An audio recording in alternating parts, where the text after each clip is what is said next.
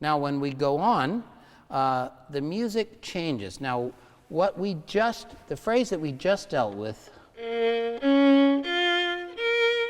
is in B flat minor. Very dark, as we said, kind of. Not an easy key for the violin, right? I try not to think about it. That's right. And then what happens at this double bar, this change of section, it's very short, is that we go into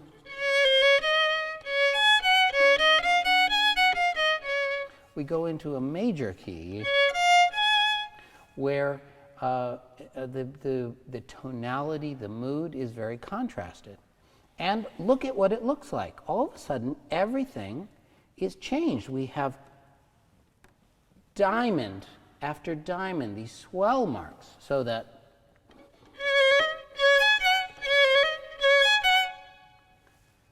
we're all of a sudden dealing with a molto espressivo texture, something very, very different than what we started with. It's incredible how meticulous he is about closing the shape.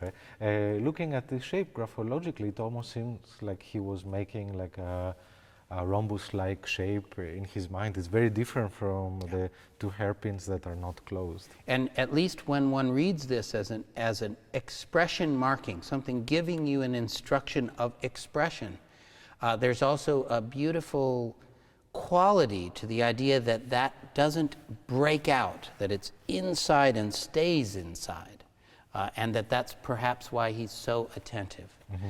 Now, Beethoven, as you see here, this is not exactly, it's not sloppy, it's not fastidiously neat, it's extremely thorough and detailed, but you might notice that when you see these diamonds, you would say immediately that there are 16 of them. 4, 4, 4. But now look closely, they're actually missing here. Now that's where an editor has to decide. Is it supposed to be there and he just forgot? And I think it's safe to say that there are so many things that Beethoven forgot. Mm-hmm. And I personally feel it's totally safe to say this is forgotten. Yeah. But that's not a question one should answer easily. And along with it, we can all spend a long time, a lot of valuable time, trying to evaluate what is an accident and what is mm-hmm. intentional. In this case, let's just say that this looks very likely to be an accident. Everything we're talking about is subject to that same question, because it's very ironic how Beethoven is so thorough and yet a little bit careless. Yeah. One thing that I'd like to draw your attention on is that there are no dynamic markings here per se, but and this I think comes back to your idea of this being an espressivo thing. It's the first time that the parameter of dynamics is engaged. Music as a phenomenon is something that has a lot of parameters. It has pitch, it has duration, it has timbre, it also has intensity, articulation. Another word for intensity is dynamics.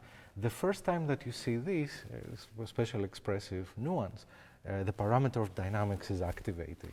And I think that is consequential. It is very consequential because immediately after that, and that is the next page that Nick just scrolled into, you see the crescendo. And this crescendo has a very special energy to it. You see again that the familiar slur with medium-like staccato reappears. But also we have a crescendo to a forte. Now, I invite you to remember the ladder of 20 expressive nuances that we talked about in the beginning. If you see where the double underline pianissimo is and where the forte is, that's quite a remarkable differentiation. And the scale is traversed in a tiny, tiny, tiny, tiny space of 2.5 bars. Now, let's just back up. I want you to see, you can even see in here, this is the first phrase that we showed to you, and this is its repeat. And you see, it is literally flat. Yeah. And now this is where the little swells are, the little diamonds, and you actually see them. And there's the crescendo, and once again, you see them. And this is its repeat.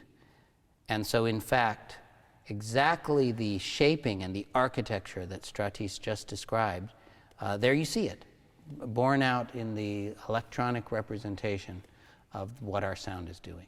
Yeah.